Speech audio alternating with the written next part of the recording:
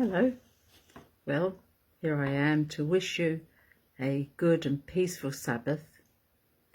And if it was your Sabbath yesterday, and whatever day, just celebrate that the restful day when God ceased his work of making the world and everything in it, of course. And I was thinking myself about how I came to be in this place. You know, we're all sort of in places here and now that we may well not have been or even dreamed about a year ago, many years ago, or whatever. And how I got to be here was through Ethelgreda, Saint Ethelgreda. She founded a convent and then monastery as well in Ely, which is the Isle of Ely, on which this village is as well, and a few others dotted around the high ground that she inherited actually from her first husband. And in 673 to be precise, year of our Lord 673. Well, I was in psychic news offices where I was editing, you know, and everything, getting the paper together, minding my own business, well, sort of. Everybody else is a newspaper editor. And suddenly I heard this voice. I thought, huh? In the middle of everything. And the voice, she said to me, I want you to come to Ely. I thought, where's that? And she said, up. I thought, up. So I looked it up, and it was up the M11 to be precise.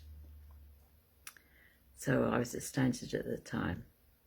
So off Cathy and I tootled, plus dog, and rushed to do this lady's bidding.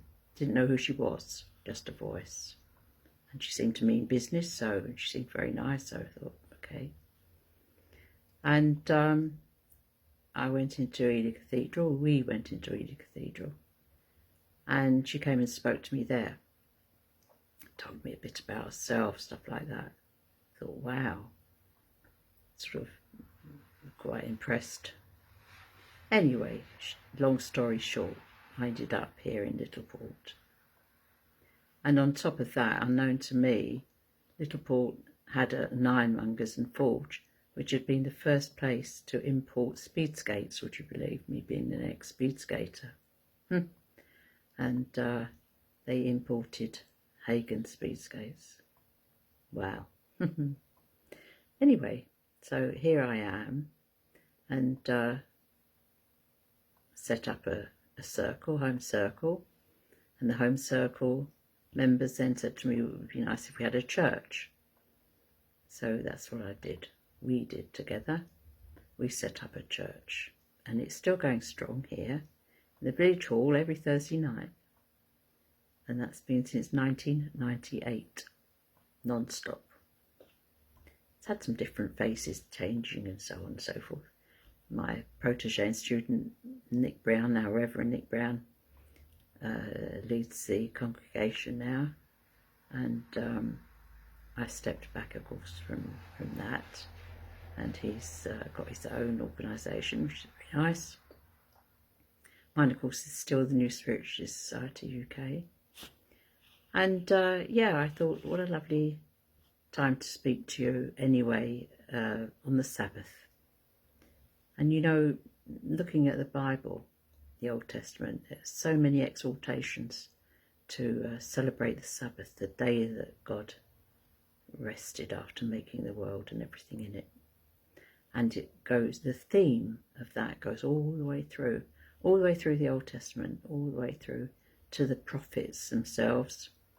And speaking of which, you know, it goes from Genesis all the way through to Malachi. And in between that, of course, there's the prophet Isaiah, who is my favourite. And his chapter 53 actually prophesies the coming of the Moshiach, the Messiah, he adequately and accurately prophesies, as many of them did, Malachi included, or Malachi. And it's just so amazing when you read that. And I thought, yes, God did make the world.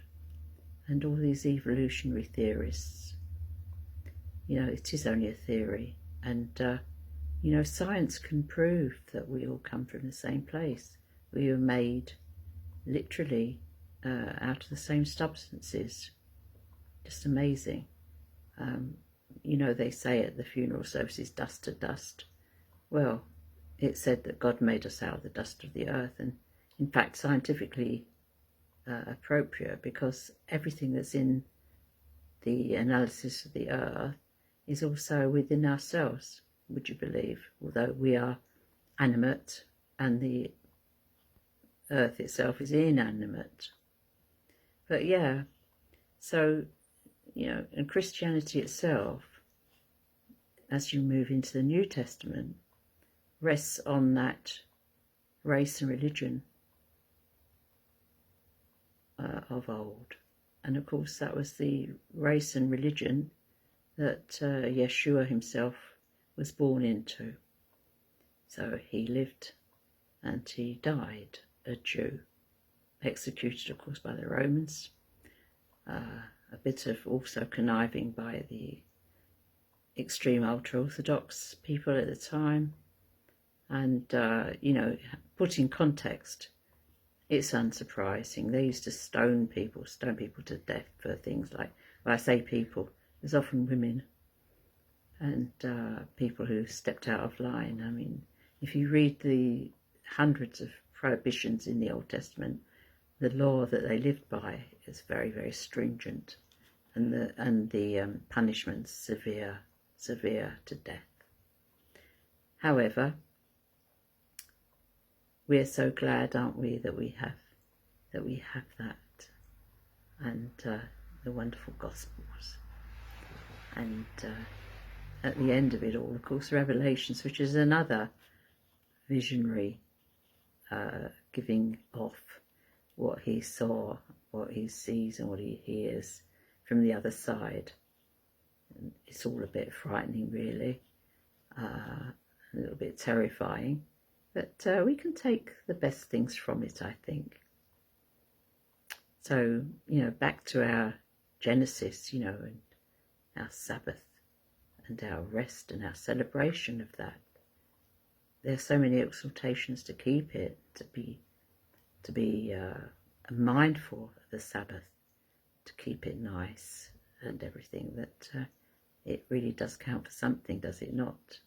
It's so nice to be sharing with you. And I thought the other thing is that I would, oh, and you know, the other sort of, there's a scientific that's put forward that DNA itself is the equivalent of the name Yahweh, Yud Hey Vov Hey, which is Jehovah in English, and another name for God. So that's amazing, isn't it? Now, I will get us a message, because I'm a spiritualist minister and a Christian too. And you'll see, oh, this Star of David with a cross in the middle was brought by my son and his wife from Israel. Oh, and that this little ring that I'm wearing I also got from Israel too. And the blue one was from my mum. And of course the other one's my wedding ring. So this is going to get us a message to prove that those we love and feel lost without because they've gone on to the heavenly realms are still able to communicate with us. And that's the basis of me being a spiritualist and everybody else. Be any kind of spiritualist you like. I'm a spiritualist Christian.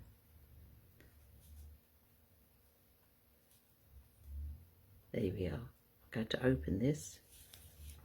course it's upside down, look. You can't see, but I can tell you it's upside down. Typical. Now, well,